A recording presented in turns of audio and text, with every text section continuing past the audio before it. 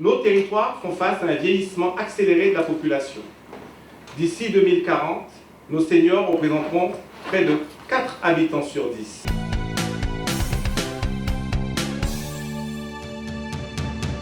Pour nous, à la CGSS, c'est une signature qui ouvre un avenir extraordinaire. Nous sommes conscients du vieillissement de la population.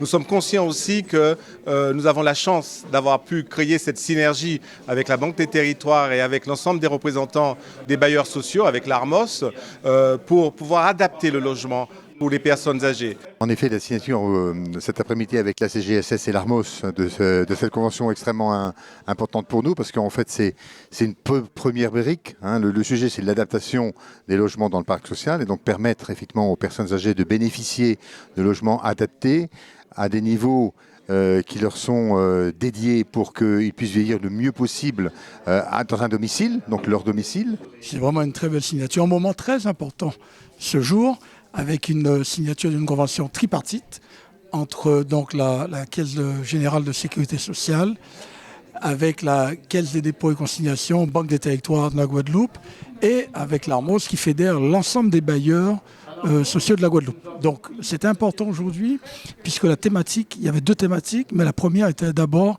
comment accompagner nos seniors sur notre territoire. Vous savez que la Guadeloupe est un territoire malheureusement qui est vieillissant. On a pratiquement à horizon 2040 4, on va dire même 5 Guadeloupéens sur 10 qui auront plus de 65 ans. Donc il faut prévoir. Il faut donc adapter nos logements à cette nouvelle dynamique. Nous sommes absolument heureux de pouvoir contribuer ainsi à un avenir bien meilleur et à anticiper le vieillissement de notre population, à lui fournir une réponse concrète.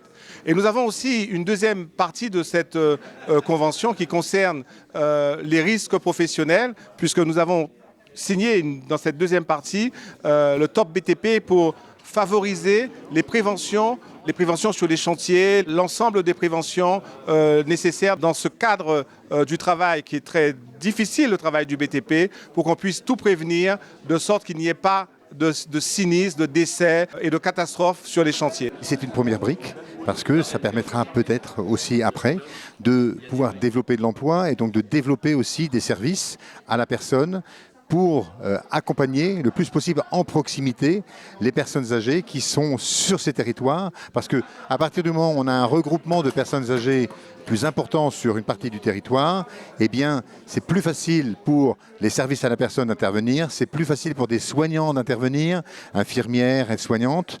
Et donc, ça apporte à la fois de la sérénité, de la sécurité, et ça coûte moins cher à l'ensemble. Donc, c'est très profitable pour la collectivité. Et pour cela, nous avons un accompagnement de la CGSS à travers un PAC qui s'appelle le PAC Accessibilité Senior, qui va nous permettre de nous accompagner. Il y aura donc un appui technique, un accompagnement financier aussi. Pareil donc pour la Caisse des dépôts, Banque des territoires, qui va aussi nous accompagner à travers un autre PAC qui s'appelle un PAC climat-énergie. Voilà, donc c'est très important ce jour d'avoir signé cette convention tripartite qui est une vraie problématique pour notre territoire, de manière à prévoir et être dans l'adaptabilité de nos logements pour nos aînés et nos seniors qui souhaitent demeurer à domicile.